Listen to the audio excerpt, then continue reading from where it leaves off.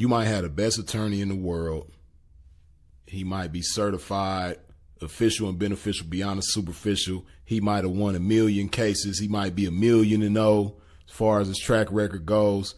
But because that motherfucker bleed blood like you and breathe oxygen like you, he's subject to make mistakes. If you want all this pimping you can't afford, perform like a punk but wanna win his reward. Some suckers give you points but bitch you never scored. If you ain't paying pimping then bitch you getting ignored. Okay, I'm so sick of these. So because your attorney is subject to make mistakes, it is wise for you, when you are fighting a case, to take as much matters into your own hands as possible. You dig? There's a lot of shit within your control when you're fighting a case, and a lot of us overlook that type of shit. And so we end up doing more time than we should and end up getting railroaded in ways that we shouldn't, because we don't take matters into our own hands. A lot of us think that because we got the best attorney around, you know, he like the Floyd Mayweather of law, and he might be undefeated in this, that, and the third. But that doesn't mean that you shouldn't take matters into your own hands. See, I was fighting a case one time, right? Got pulled over in this little bullshit, rinky-dink ass, you blink your eyes and you'll miss the town type of place. Get some trumped up charges slapped up on me, right? So now I got this bullshit ass case. And because of how rural of a place it was, first of all, the police didn't even understand what they was charging me with, but they hit me with these charges anyway. And I ended up getting the best attorney in the area. And although he was certified to do his job and he had a good track record and everything, the type of case that I had was unfamiliar to him.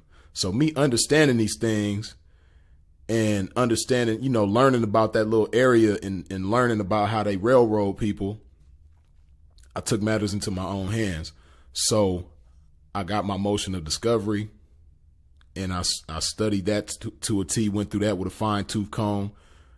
The charges that they hit me with, I studied those. I studied the law pertaining to the charges.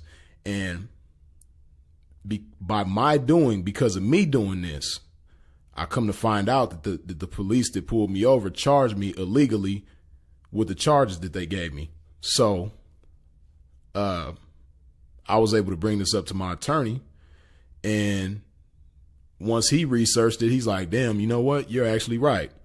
So because of something that I took matters into my own hands to do, my lawyer presented my argument to the court. He filed whatever motions was necessary. I forget what that shit was called, but they ended up realizing that I was right. They had to scrap that indictment, and they ended up re-indicting me. So they scrapped the original indictment, came with a new indictment, and ultimately the outcome of that case turned out better, all because I took certain matters into my own hands. Now, had I not took matters into my own hands, ain't no telling what might have happened. I might be in the penitentiary right now or just getting out. You know what I mean? This situation was about 6 years ago. Yeah, about 6 years ago, some shit like that. So ain't no telling what would have happened if I didn't take matters into my own hands. And see, that's the fucked up thing about us coming from the ghetto and poverty and shit like that. We're just, for one reason or another, just conditioned to sit back and just let everything happen when it comes to the law. We sit back and let everything happen when we fight cases or when things happen to us pertaining to the law. We just kind of like sit back and let it happen. And especially if we got the best lawyer in the area and things like that, a lot of us just think to ourselves like, oh, I got the best lawyer on the job.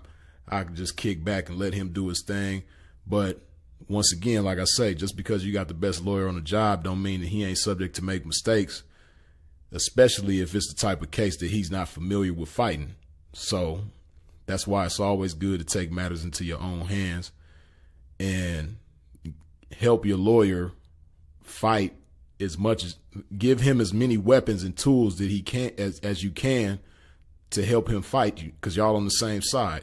So you got to help him fight you, because another thing is, he might be the best lawyer in the world or in that area or whatever the case may be, But at the end of the day, it's your situation. You were there. You know what took place when the police charged you or whatever the case may be. So because it's your situation and you went through it, there's certain things that the lawyer may not know just reading a file or, hearing your side of the story, hearing your testimony or whatever the case may be. And when you research the law to a T, there's certain things that might, jog your memory and register in your mind like, damn, you know what? I didn't think about it from this aspect. And then you present that to your lawyer and it just changes the dynamic of your whole situation. So the bottom line is, man, when you fighting a case, especially when it's something serious, it's best to take as many matters into your own hands as possible. Focus on the things within your control, because it's a whole lot of shit that's within your control that a lot of us overlook. And it's a lot of motherfuckers sitting on the yard right now with a whole bunch of time to do on their hands. And a lot of that shit could have been avoided if those motherfuckers would have just took time and took matters into their own hands and not be lazy and not be reactive, sitting back waiting for everything to happen, and being more proactive and did what they could to change their situation. You dig? So that's that. Like, share, comment, subscribe. Hit that bell when you subscribe. And as always, put some love in your body, man. Freeze is it. I holla.